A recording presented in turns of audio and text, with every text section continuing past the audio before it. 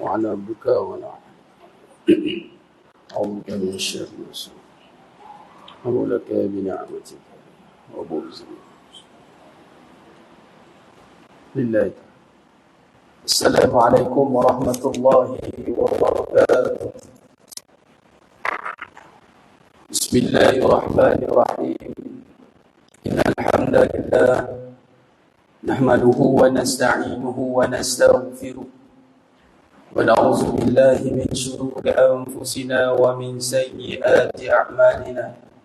من يهده الله فلا مضل له ومن يضلل فلا هادي له.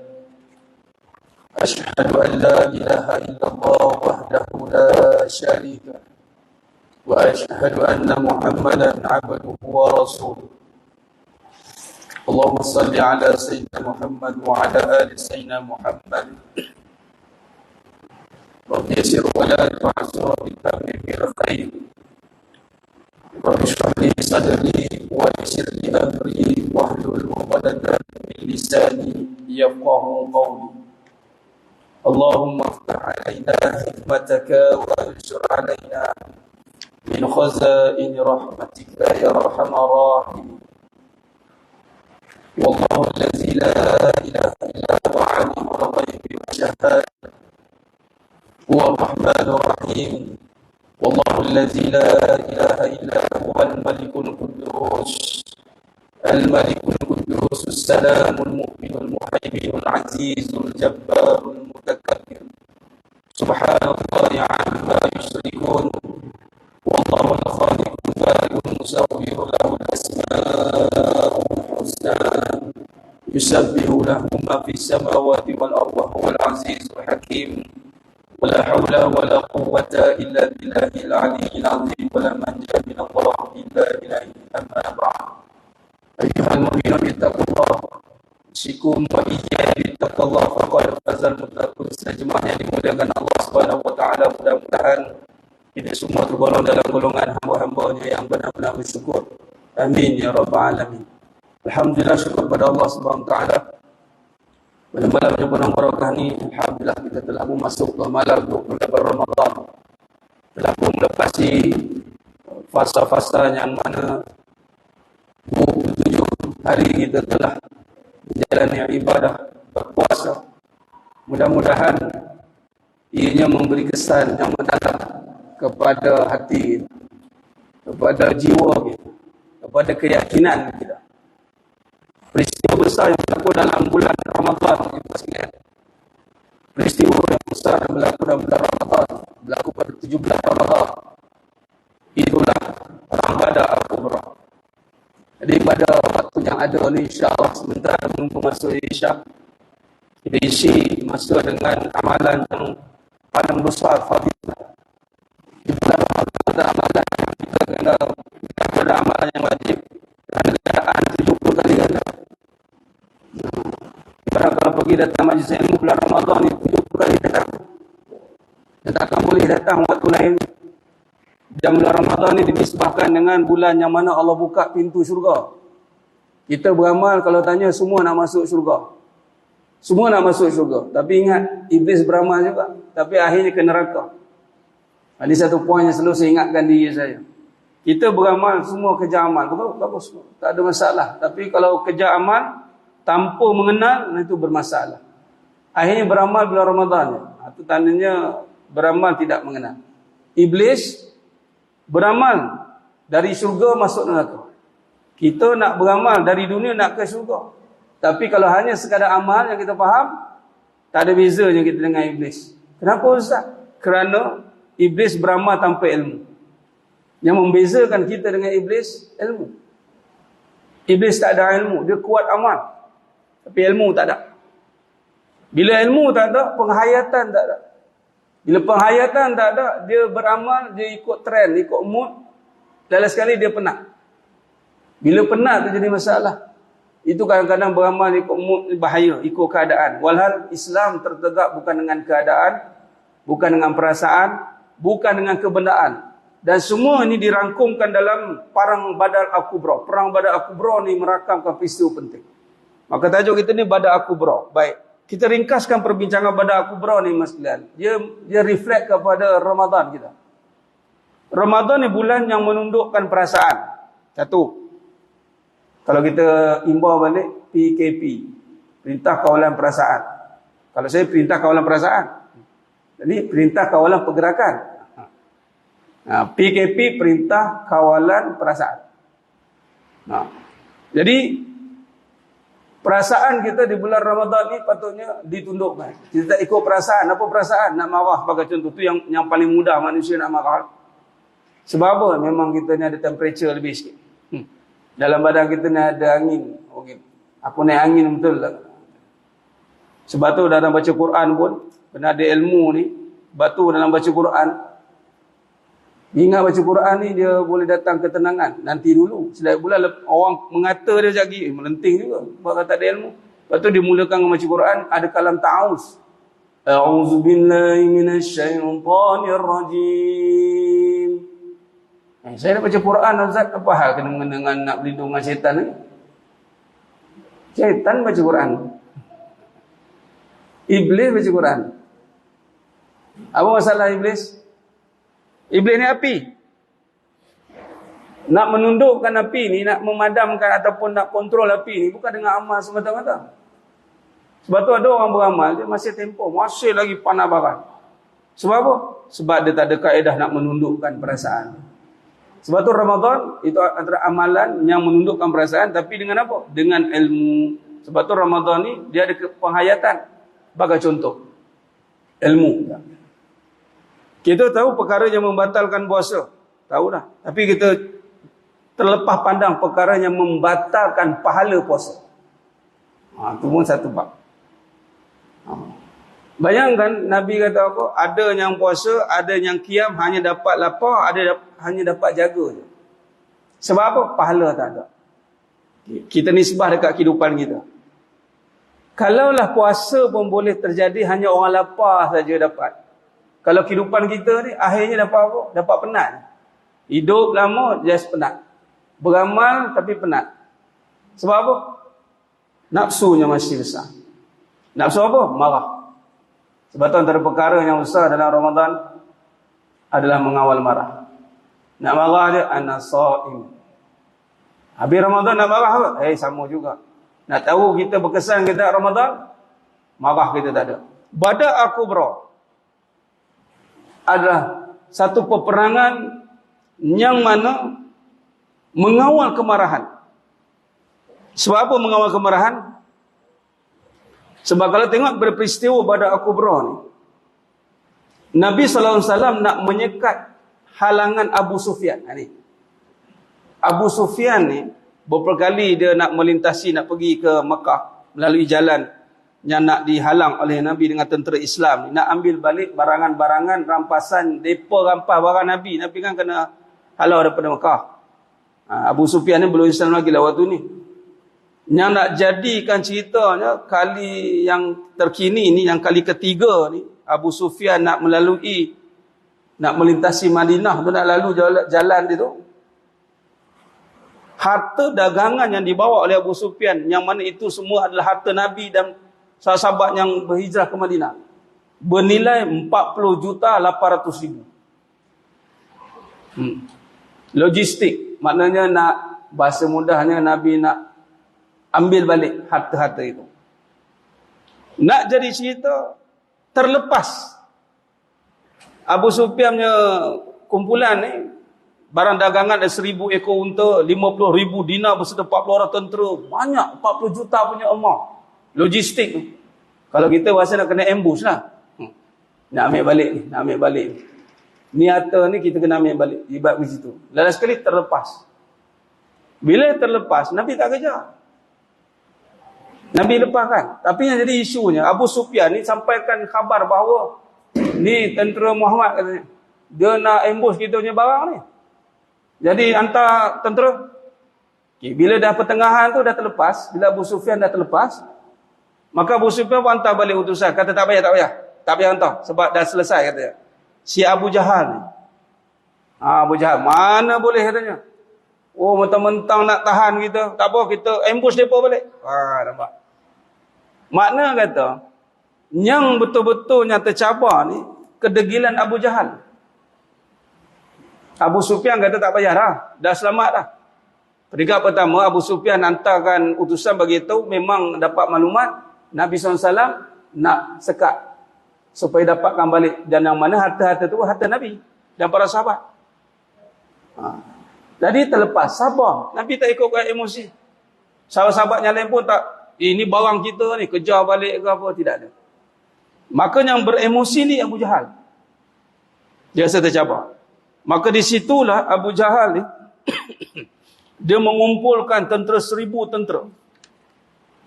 1,000 tentera ni dikumpulkan untuk serang Nabi. Nak serang Nabi. Dan memang Nabi ketika itu tiada persiapan untuk berhadapan dengan peperangan. Waktu itu baru tahun kedua Hijrah. Tahun kedua Hijrah, cuma sekalian bayangkan, baru tahun kedua Hijrah. Dan bulan Ramadan. Maka di situlah Allah uji. Yang mana sebelum ni ada juga peperangan kecil, tapi yang ini besar. Allah uji dengan turunkan syariat berperang. Maka Nabi pun bermusyarat di Rayha ni, satu tempat yang mana Nabi berkumpul di situ dengan sahabat. Nabi bagi tahu kita akan diserang. Dapat maklumat Abu Jahal nak serang. Sebab counter attack daripada Abu Sufyan bagi tahu nak sekat. Dah terlepas, ingatkan lepas hari tu rupanya Abu Jahal counter balik. Nak counter balik. Tengok, yang pertama hikmahnya, Islam berperang bukan kata nak tuntut bela ke, tak ada ikut perasaan.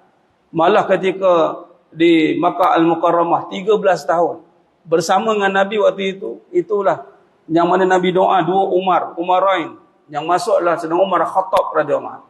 Itu gelarannya Asadullah, singa Allah. Waktu Sayyidina Umar masuk Islam, waktu di Mekah tak ada pun kisah Sayyidina Umar Khattab tanpa orang, tak ada. Nombor orang tak ada. Kalau ikutkan Sayyidina Umar Khattab boleh. Boleh buatlah, sebab Sayyidina Umar Khattab ni memang orang kata apa, sparring yang tak pernah kalah. Okay. Maka di situ dilihatkan bahawasanya berperang tu bukan kerana kemarahan. Berlaku bulan Ramadan, yang mana bulan Ramadan kan kata, Ustaz, kan tak boleh bergaduh kan? Contoh. Kenapa Nabi tak bergaduh? Sebab Nabi bukan berperang sebab marah. Sebab Nabi nak diserang. Abu Jahal bawa tentera ni. Dan tenteranya Abu Jahal bawa ni betul-betul dia kata apa, aku nak malukan Nabi SAW. Dia kata aku nak malukan Muhammad. Memang betul dia purposely nak malukan. Lalu macam mana dia buat? Dia bawa tentera yang terbaik dia, tentera-tentera elit dia. Tengok, wa makaru makarallah wallahu khairul makirin. Tengok, manusia nampak merancangkan, tapi perancangan Allah itu lebih baik. Dia hantar tentera yang terbaik. Dia ingat dia boleh makan tentera Nabi. Di sini pengajaran kedua, tengok apa yang kita belajar. Nabi tak terkesan dengan keadaan. Dan para sahabat pun begitu. Apa keadaan? Pertama, puasa. Lapar. Tak makan. Kemudian kekurangan peralatan dan persiapan. Kalau diriwayatkan di sini, jemaah sekalian cuba tengok perbandingan. Nabi SAW terpaksa berjalan, rombongan Nabi ni, tentera Nabi ni, sejauh 130 km. Yang mana ada beberapa sahabat terpaksa dipulang balik ke Madinah, patah kaki semasa nak berjalan, naik unta, jemaah sekalian. Unta ni logistik Nabi. Kalau tengok di sini ada 70 ekor unta. Dan Nabi berkongsi, satu unta 3 orang. Nabi naik unta tu, bukan senang nak pergi ke Medan Badar. Dia pada Madinah, nak pergi ke Badar tu 130 km jalan. Bukan senang. Kalau ikutkan keadaan, memang terkesan lah. Terkesan. Sebab apa? Dari segi logistik kurang. Dari segi keadaan panas, berpuasa.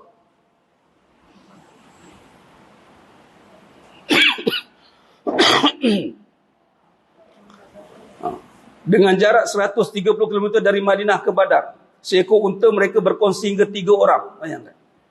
Seekor unta naik 3 orang. Nabi naik juga. Bergila-gila. Naik dengan Ali bin Abi Talib dan Marsad bin Abi Marsad. Syariat Allah Ta'ala ni ada ketika kita tengok. Ni syariat perang ni kita tak kena kat kita je masih. Kena kat Nabi dan sahabat. Kalau tengok perang ni, tengok Nabi Pertama, perasaan, bukan sebab Nabi marah. Yang kedua, keadaan. Syariat ada ketika kita rasa macam tunggu layak, tunggu boleh baru boleh beramal. Itu kata dengan ilmu tadi. Nak tunggu nantilah. Tunggu sihatlah, tunggu kuatlah. Dah. Sebenarnya bila sebut amalan ni jemaah sekalian, amalan ni mestilah dengan Allah. Bukan dengan kita. Sebab tu tengok malam-malam Ramadan ataupun malam-malam Qiyam, apa kata Nabi? Siapa yang membangunkan malam-malam dengan apa? Imanan. Kita solat ni boleh lama-lama ni bukan dengan kaki tuan-tuan, tapi dengan hati. Hati yang yakin bahawa diri aku ni tak sia-sia. Allah kuatkan kaki kerana hati kita kuat. Kadang-kadang ada kaki pun, kadang-kadang kita tengok, dia ni kuat nampak, tapi hati dia lemah. Lemah juga. Lemah juga. Ibadah ni bukan nisbah dengan kederat badan. Ibadah ni nisbah dengan kekuatan iman. Kalau dia tak boleh buat pun bukan sebab dia malas lah, bukan. Sebab masyakkah. Ada halangan. Betul-betul dia tak boleh. Baik. Maka di sini kalau kita lihat, Islam tidak terkesan dengan keadaan. Walaupun dari segi ketenteraan Nabi waktu itu baru 2 tahun hijrah. Baru tahun kedua hijrah. Logistik kurang. 70 ekor unta je ada. Kemudian tentera berkuda. Tentera berkuda berapa ekor mas sekalian? 2 ekor. 2 ekor kuda tu. Walhal di sebalik tentera Quraisy tak terkira banyak. Diriwayatkan tak kira, ada katakan 300. Tadi logistik 70. Ibaratnya kita kebal lah. Kita kebal 70. Tentera Quraisy logistik je 600 ekor unta. Agak-agak ni mas sekalian, kalau dibandingkan 600 dengan 60, 70, 600 dengan 70, kena kepung keliling macam itu lah. Tentera berkuda dalam riwayat ini tidak tercatat kerana banyaknya bilangan. Melebihi 300. 1000 kemungkinan half tu tentera berkuda. Tentera berkuda Islam 2 je. Giling bala masalah. Sebab tu Nabi kata dalam perjanjian sebelum nak berperang tu, kaum-kaum Ansar terutama Nabi kata, sebab sahabat semua ni berjanji dengan Nabi untuk pertahankan Nabi saja, dan benda ni berlaku, Badar berlaku di luar Madinah. Maka Nabi bagi peluang nak terus atau tidak. Sebab tak nak nanti ibarat Nabi pula yang mengambil kesempatan begitu. Nabi beritahu, kalau Nabi boleh gunakan autoriti, tapi Nabi tidak. Nabi tak gunakan veto itu. Nabi tanya, nak ikut tidak? Maka sahabat ini dikatakan best among the best. 313 orang. Dan ingat jemaah sekalian, ini berlaku pada bulan Ramadan. Maka emosi tidak terganggu. Bukan sebab tercabar, dicabar, tapi yang tercabar Abu Jahal. Nak kata beramal, nak tunggu keadaan selesa baru beramal. Nabi beramal dengan keadaan tak selesa. Minta maaf cakap, mungkinlah kita yang nak selesa ni, contoh maknanya ada anak-anak kan, memang kadang-kadang tak selesa nak beramal. Tapi jangan tunggulah, didiklah anak tu, jaga dia, ajar dia. Janganlah tunggu nak semua anak pandai baru nak beramal. Macam itu kan. Kadang-kadang nak beramal jemaah bukan senang. Tapi kita bawa, kita didik. Okay. Maka di sini jemaah yang muliakan Allah SWT. Kesimpulan, kita kemuncak. Bila kata tidak terkesan dengan emosi, tidak terkesan dengan keadaan, dan tidak bergantung dengan kebendaan, di mana kekuatan datang? Itulah dinamakan munajat al-badar. Di sini datangnya dipanggil munajat Nabi di Badar. Waktu itu getirnya pada hari peperangan hanya mereka yang hadir saja yang tahu. Allah.